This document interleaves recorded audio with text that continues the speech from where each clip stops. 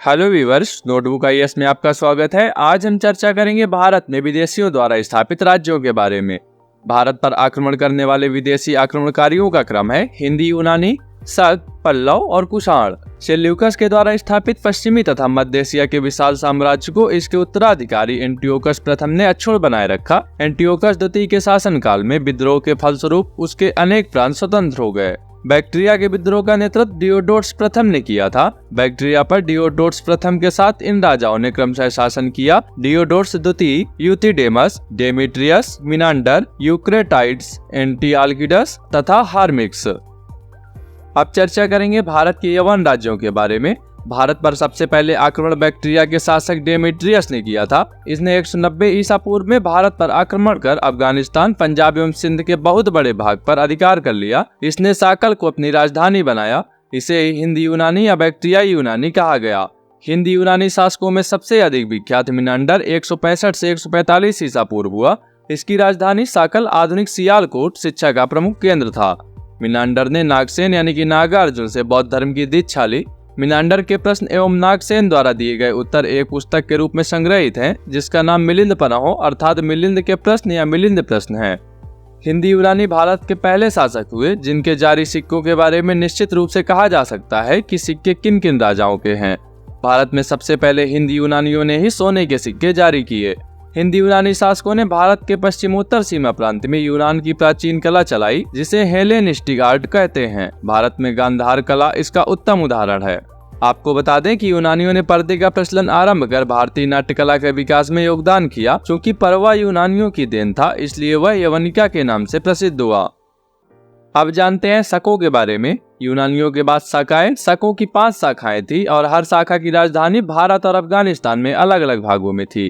पहली शाखा में अफगानिस्तान, दूसरी शाखा में पंजाब, राजधानी तक्षशिला, तीसरी शाखा में मथुरा, चौथी शाखा में पश्चिमी भारत एवं 5वीं शाखा में उत्तरी दक्कन पर प्रभुत्व स्थापित किया। प्रथम शक राजा मोह था। शक मूलतः मध्य एशिया के निवासी थे और चारागाह की खोज में भारत आए थे। 58 ईसा पूर्व में उज्जैन के एक स्थानीय राजा ने शकों को पराजित करके बाहर खदेड़ दिया और विक्रमादित्य की उपाधि धारण की। शकों पर विजय के उपलक्ष्य में 58 ईसा पूर्व से एक नया संवत विक्रम संवत के नाम से प्रारंभ हुआ। उसी समय विक्रमादित्य एक लोकप्रिय उपाधि बन गई, जिसकी संख्या भारतीय इतिहास में 14 तक पहुंच गई। गुप्त सम्राट चंद्रगुप्त द्वितीय सबसे अधिक विख्यात विक्रमादित्य था। शकों की अन्य शाखाओं की तुलना में पश्चिम भारत में प्रभुत्व स्थापित करने वाली शाखा ने सबसे लंबे अरसे तक शासन किया। गुजरात में चल रहे समुद्री व्यापार से यह शाखा काफी लाभान्वित हुई और भारी संख्या में चांदी के सिक्के जारी किए। शकों का सबसे प्रतापी शासक रुद्रदामन प्रथम था, जिसका शासन 130 से 150 ईस्वी गुजरात के बड़े भाग पर था।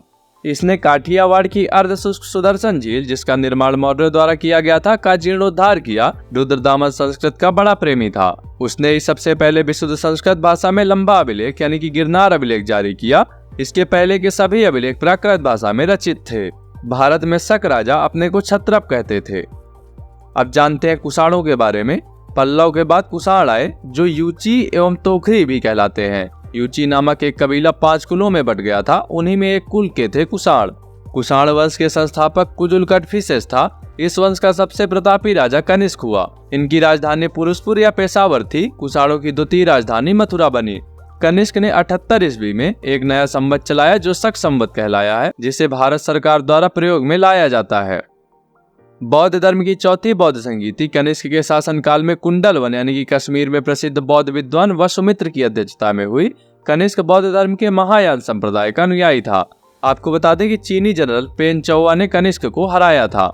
आरंभिक कुषाण शासकों ने भारी संख्या में स्वर्ण मुद्राएं जारी की, जिनकी शुद्धता गुप्त काल की स्वर्ण मुद्राओं से उत्कृष्ट है। आपको बता दें कि कुषाणों ने सोने के सर्वाधिक शुद्ध सिक्के जारी किए। कुषाणों ने उत्तरी तथा पश्चिमी भारत में सर्वाधिक संख्याओं में तांबे के सिक्कों को जारी किया था। कनिष्क का राजवैद्य आयुर्वेद का विख्यात विद्वान चरक था, जिसने चरक संहिता की रचना की, जो भारतीय चिकित्सा शास्त्र का विश्वकोश कहलाता है। महाविवाद सूत्र के रचनाकार वसुमित्र हैं। इसे बौद्ध धर्म का विश्वकोश कहा जाता है। कनिष्क के राजकवि अश्वघोष ने बौद्धों का रामायण बुद्धचरित्र की रचना की। वसुमित्र पाश, नागार्जुन, महाचेत और संघरक्ष भी कनिष्क के दरबार की विभूति थे। भारत का आइंस्टीन नागार्जुन को कहा जाता है। इनकी पुस्तक माध्यमिक सूत्र, इसमें नागार्जुन ने सापेक्षता का सिद्धांत दिया है। कनिष्क की मृत्यु 102 ईस्वी में हुई। कुषाण वंश का अंतिम शासक वासुदेव था। आपको बता दें कि कुषाण राजा देवपुत्र कहलाते थे। यह उपाधि कुषाणों ने चीनियों से ली थी। गांधार शैली एवं मथुरा शैली का विकास कनिष्क के शासनकाल में हुआ था। मथुरा संग्रहालय में कुषाणकालीन मूर्तियों का संग्रह अधिक मात्रा में है। गांधार कला के लिए तक्षशिला प्रसिद्ध है। रेशम मार्ग पर नियंत्रण रखने वाले शासकों में सबसे प्रसिद्ध कुषाण थे। कुषाण साम्राज्य में मार्गों पर सुरक्षा का प्रबंधन था। रेशम मार्ग का आरंभ कनिष्क ने कराया था। आपको बता दें कि रेशम बनाने की तकनीक का आविष्कार सबसे पहले चीन में हुआ था तथा मथुरा साटक नामक विशेष प्रकार के वस्त्र का निर्माण केंद्र था। कुषाण काल में सबसे अधिक विकास वास्तुकला के क्षेत्र में हुआ था। इसी काल में बुद्ध की खड़ी प्रतिमा का निर्माण हुआ। ऐसे ही महत्वपूर्ण वीडियोज के लिए सब्सक्राइब करें हमारे YouTube चैनल नोटबुक IAS को।